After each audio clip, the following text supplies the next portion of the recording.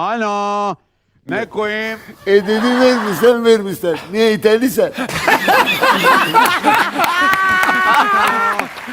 Aman abi devamını söyleme. Dur. Gakkoş yok. Vallahi gakkoş yok. Peki hem de Ağzımdan senin kaçtı. adın ne? Dedi benim adım Eşek. Lan dedi burada. Dedi kardeş ben şimdi desem burada otobüs bekleyeyim inan.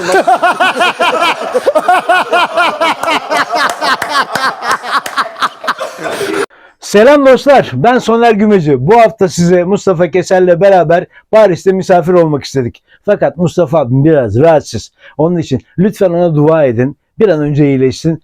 Fransa'ya değil Japonya'ya bile gelecek. Evet gelir biliyorsunuz. Ama şöyle bir sürprizi var. Hepinizi davet etti. Toplayın tası tara Mustafa Keser'lere gidiyoruz. Sansürsüz 2026 özel Gakkoş fıkraları Alo. Mustafa Keser'den Ne koyayım? Gakkoş değil Gakko. Şimdi Elazığ son zamanlarda Gakkoş diyorlar. Gakko. değil efendim. Gakko. Tamam, aslı Gakko. tamam abi. Gakko fıkraları Mustafa Keser'den. Kesinlikle bak Gakko dedim. Gakko. Gakkoş neymiş ya? Geliyor. Evet. Japon karateci Temel'e karşı. Hadi. Japon karateci, dövüş uzmanı kahveye giriyor. Var mı lan falan filan bir posta koyuyor. Hiç kimseden tık yok. Temel delikanlı ya. Çıkır lan diyor falan filan. Çıkıyorlar dışarıya. 2 dakika sonra Temel kan revan içinde geliyor. Japon karateci de arkasından giriyor. İşte diyor ona karatenin diyor bilmem jimujutsusu da vurdum. İşte ertesi günü yine geliyor. Gene çıkılan dışarı, gene Temel dışarı, gene karnavan içinde. Bir geliyor ona işte Jujutsu'nun Kamasutra'sıyla vurdum falan. Hep o oyun isimleri. En son 10. gün diyelim yine geliyor. Gene Temel dışarı. Şimdi diyorlar gene Temel karnavan içinde gelecek. Bir içi kapı açılıyor. Japon karateci karnavan içinde. Arkasından Temel giriyor. O da oyun adı söyleyecek ya. Toyota'nın Kiriko'suyla vurdum dedi.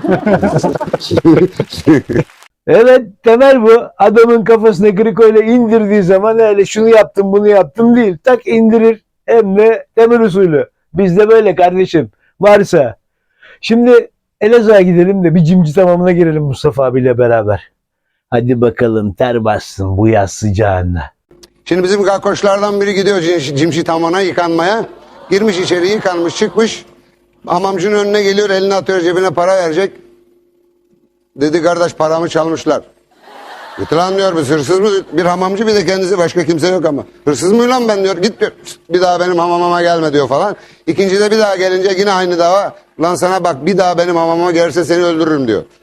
Üçüncüde gelince sana demedim mi diyor gelme diyor. Abi diyor söz diyor sana hiçbir şeyim çalındı demeyeceğim. O zaman dedi geç yıkan. Geçiyor yıkanıyor bu defa harbiden her şeyi çalınmış bir ceketi kalmış. Ceketine örtünüyor bir ceketini giyiyor geliyor hamamcının karşısına hamamcı bakılan diyor bir şeyim çalındı dersen öldürürüm. Tamam abi diyor söz verdim ya sana diyor bir şeyim çalınmadı ama yani diyor Allah için ben buraya böyle mi geldim yani?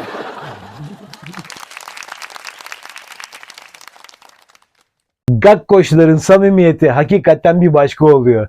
Dostlar Alo. Ne aman abi devamını söyleme. Dur. Gakkoş yok. Vallahi gakkoş yok. Ağzımdan kaçtı. Gakko. Gakkoların samimiyeti başka oluyor. Tekrar etmeyelim bir daha. Yok. Gakkoş yok. Gakko var. Şimdi Mustafa abimle beraber bizi kız istemeye gidelim mi? Mustafa abim bir kız isteme fıkrası anlatsın. Hadi bakalım böyle kız isteme var mı? Adamın biri büyük oğluna kız istemeye gidiyorlar. Ondan sonra işte oturmuşlar Allah'ın emri peygamberin kavliyle işte büyük kızınızı bilmem oğluma istiyoruz. Tamam. Başlık kaç para? 20 bin lira diyorlar. Çok geliyor büyük para. Yapıyor adam. Tam giderken kapıdan ulan diyorlar. Geldik bari boş çıkmayalım. Bu küçük kız daha ucuza mal olur herhalde onu isteyelim diyorlar. Kapıdan tam çıkarken peki diyor küçük kızın diyor başlığı ne kadar? 2 ıslık diyor. Yani 40 bin. 2 ıslık diyor. Kime isteyeceksin, ne isteyeceksin bilmek lazım. Var mı öyle 3 kuruşa 5 köfte? Yemezler. Güzelim ülkemin her yanında, her köşesinde, her insanı bir başka güzel. Şimdi Mustafa abi bizi Diyarbakır'a götürüyor. Diyarbakır'da surların altında bir hemşerimiz açmış ellerini göklere Allah'a yalvarıyor. Şimdi bu fıkra olur mu? Olur. Neden biliyor musun? Mustafa Keser anlatırsa kahkahadan gülersin ve böyle bir şey fıkra olur abi. Hadi bakalım. Şimdi Diyarbakırlı gariban bir kardeşimiz böyle durmuş surların önünde, elini de açmış Yüce Yaradan'a. Dedi ya Rabbi halımı görürsen ha. Dedi araba ver, para ver, biraz bir şeyler ver. Abi ortalık gayet sakin, süt liman. Birdenbire bir fırtına, bir alabora, bir hortum. Diyarbakırlı'nın fıskasından aşağı. Kalkmış üstünü başını sirkeliyor kan revan içinde. Dedi vermişsen vermişsen. Niye iteliysen? Diyarbakır'dan çıktık yola, Paris'te verdik mola. Ama burada durmuyoruz. Hong Kong'a gidiyoruz. Neden? Teknoloji transfer edeceğiz ya ondan. Ne alacağız? Çıplak gösteren gözlük. Hadi be. Evet, çıplak gösteren gözlük icat etmişler, onu alacağız. Ama bizimkilerin eline geçince bu baş belası oluyor. Ana ne tehlikelere yol açıyor. İzleyin bak. Şimdi gözler deyince bu temel Hong Kong o taraflara gitmiş. Bakmış adamın biri caddede gözlük satıyor $500. Bu ne lan dedi, $500 gözlük mü olur? Olur abi dedi. Nasıl olur lan? Abi dedi bunu takınca çıplak gösteriyor. Takıyor herkes çıplak. Ayna diyor 500 alayım bir tane Fadime'ye sürpriz yapayım. Doğru memlekete çaktırmadan kapı tak gözlükler içeri. Sürpriz. Fadime çıplak dursun çıplak. Bir dakika daha büyük sürpriz var. Gözlüğü çıkarıyor gene çıplak. Uy dedi işine sıçayım yine aldım bozuldu. Abi adamlar teknoloji yapmışlar. Bizim elimize geçince böyle el bombası gibi elimizde patlıyor ve çok tehlikeli bir şey. Ama şimdi Mustafa abi size bir fıkra anlatacak. Fıkranın detayını vermiyorum. Mustafa abi diyor ki benim adım eşek. Kime ne anlatıyor? Ne demek istiyor? Fıkranın içinde. Hadi bakalım. Adamın biri bir eve misafir oluyor. Fakir bir eve. Gece yatma vakti gelince ev sahibi soruyor. Kardeş dedi yatağını nereye serek?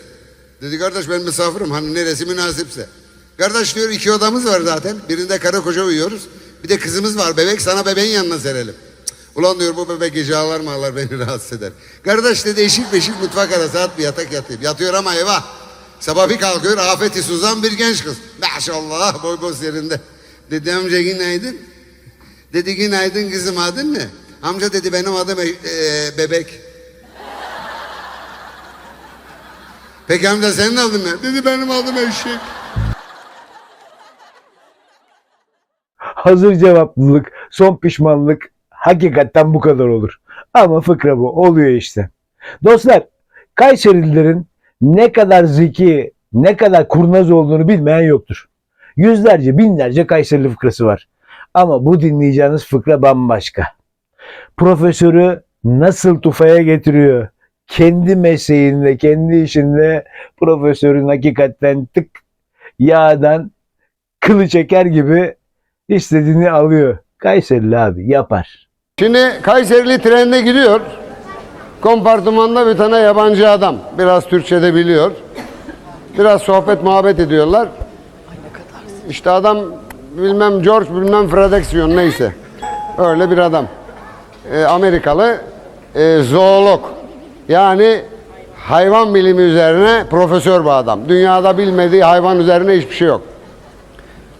Kayserili diyor ki sana diyor madem diyor sen bu kadar hayvanlarla ilgili dünyada bilmediğin profesörsün. Ben de diyor Allah'ın bir Kayserilisiyim diyor. Sana diyor bir soru sorayım diyor hayvanlarla ilgili. Bilirsen ben sana 10 lira vereceğim. Bilemezsen sen bana 100 lira verecek misin madem bu kadar çok biliyorsun? O zoolog profesör ulan diyor bu Allah'ın Kayserilisi diyor. Bu yani bunun soracağı sorudan ben diyor hayvanlar üzerine bilmediğim bir şey yok diyor. Onu mu bilmeyeceğim? Kabul diyor. Bir 10 koyuyor. Tamam diyor. Sor bakayım diyor bana. Kayserili diyor. Bana diyor 3 ayaklı bir hayvan ismi söyle diyor. Ulan adam düşün yok aga. Ulan düşünüyor yarım saat 1 saat. Adam çıldıracak ya diyor benim bu hayvanlar ilmi üzerine bilmediğim bir şey yok. Nasıl olur bilmem diyor kafayı oynatacak. En son aga diyor söyle bakayım yani bunun bir zamanı var bak bildin mi bilmedin mi? Bilemedim diyor. Ver diyor 100 liramı o zaman. Alıyor 100 lirasını. Sen diyor şimdi sor. Adam onu öğrenecek ya takmış kafasına başka soru sorum nedir lan bu 3 ayaklı hayvan? Diyor peki sen söyle bakayım diyor 3 ayaklı hayvan ne? Ben de bilmiyorum al 10 liranı diyor. Demedim mi abi Kayserili Her türlü operasyonu çeker, işi bitirir. Dostlar, şimdi de Karadeniz'e rotayı çeviriyoruz. Temel'le Fadime. Hacca gidecek Temel. Fadime'den izin istiyor. Fakat bu birazcık hakikaten Mustafa Keser'in tam böyle mevzisinde olan bir fıkra. Sansürsüz, bomba gibi, fişek gibi. Riskli bir fıkra ama Mustafa abi anlatınca hakikaten eğlenceli geliyor. Hadi bakalım. Şimdi Temel hacca gidecek, bak dalgaya bak.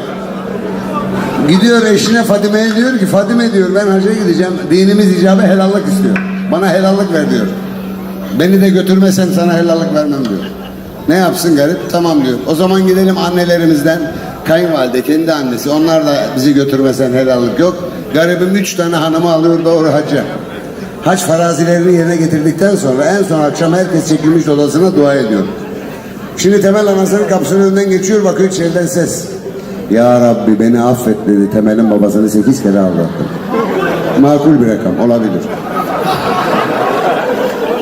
Neyse oradan geçiyor kayınvalide. Uzatmayalım, o da diyor Fadime'nin babasını makul bir rakamda aldattım. Fadime'nin kapısına o da Temel'i şu kadar aldattım, uzatmayalım. En son Temel garibin boynu bükük, baba çekilmiş kendi odasına dua ediyor. Ya Rabbi dedi sen onları bırak, asıl beni affet. Kabahat benim gibi pezevenkte, bu 3 tane orospuyu aldım buraya geldim. Temel'in hacca gitmesi bile olay ya. Dostlar bu arada fıkra hiciv sanatıdır. Bel altı olur, bel üstü olur. Kara mizah olur. Mizah ve hiciv hakikaten kişiselleştirilmez. Lütfen kişiselleştirmeyin. Lütfen kınamayın. Şöyle oldu, böyle oldu, şuna dokun demeyin. Mustafa Keser gibi bir usta bunu anlatıyorsa ve hepimize eğlendiriyorsa o şeref, o mutluluk bizlerin olsun. Lütfen. Sakın ola sakın alınmayın. Dinleyin, gülün ya. Vallahi billahi. O güzel adamın anlatıları hepimizi inşallah bir 40 yıl daha dinlesin, 40 yıl daha anlatsın. Şimdi yine Mustafa Keser'den bir fıkra ama böyle bir fıkra yok. Kadının biri tamirci çağırıyor, evindeki dolap gıcırtı yapıyormuş. Tamirci dolabın içine giriyor. O arada kocası eve geliyor. Eyvah! Mustafa abi anlatsın, dinleyin, gülmekten yerlere yatın. Şimdi bu Elazığ'da hanımın biri gitmiş marangoza yeğenim. Diyor ki kardeş diyor bizim yatak odasındaki gardıroptan gacır gucur ses geliyor.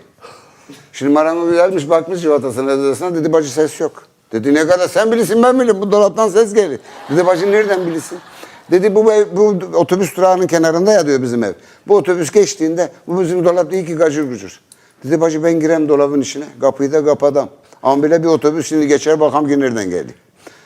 Tam girmiş dolabın içine. O arada kocası eve geliyor mu? Elbisemi ne değiştirecek? Aga tak dolap. Ne arıyorsun lan dedi burada. Dedi kardeş ben şimdi desem burada otobüs bekleyeyim inanmam.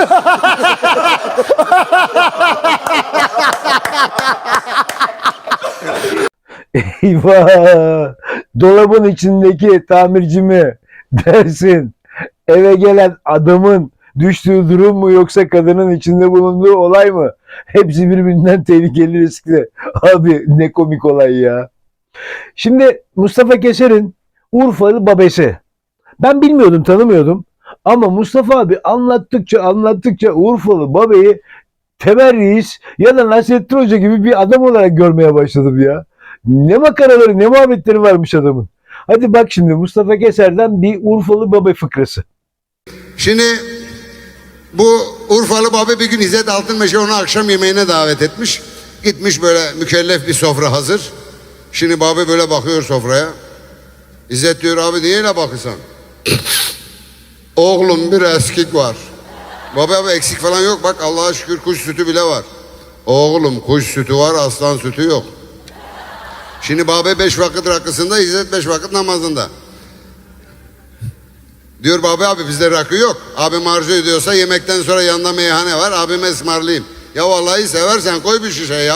Ya git Allah aşkına baba. Ya vallahi seversen ya filan derken İzzet şakadan sinirleniyor. Ya dedi git Allah aşkına baba. Burası meyhane mi babam? Niye oğlum? Sen benim evime gelirsen namaz kılırsan cami mi orası?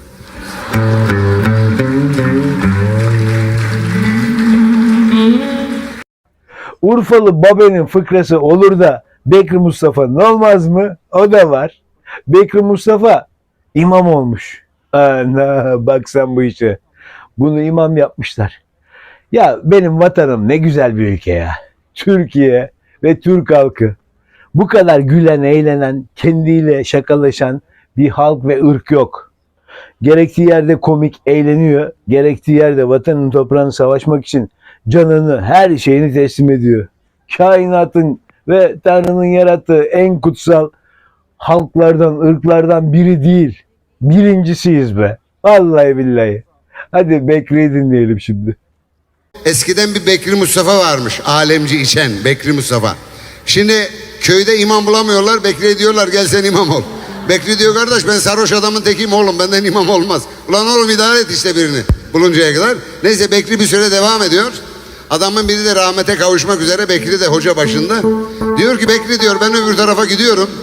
Sorarlarsa dünyanın hali, ahval, durum nedir ne anlatayım? Oğlum diyor uzun uzadı bir şey anlatmana gerek yok. Sen dersen ki Bekri Mustafa falan köyde imam olmuş onlar durumu anlarlar diyor. Yani Bekri'den imam olursa var dünyanın haline hesap et. Şimdi biz de alo gitti.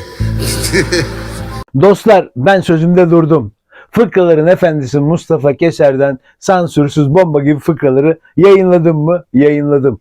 Devamı var mı? Var. Sözüm söz mü? Söz. Sizden beklentim var. Lütfen kanala abone olun. Bu videoyu beğenin ve altına yorum yazın. Ha yorum yazın ki önümüzdeki hafta nerede yapalım? Almanya'da mı? Fransa'da mı? Japonya'da mı? Mars'ta mı? Evet Mars'ta bile yaparız be. Valla pasaportumuz da var.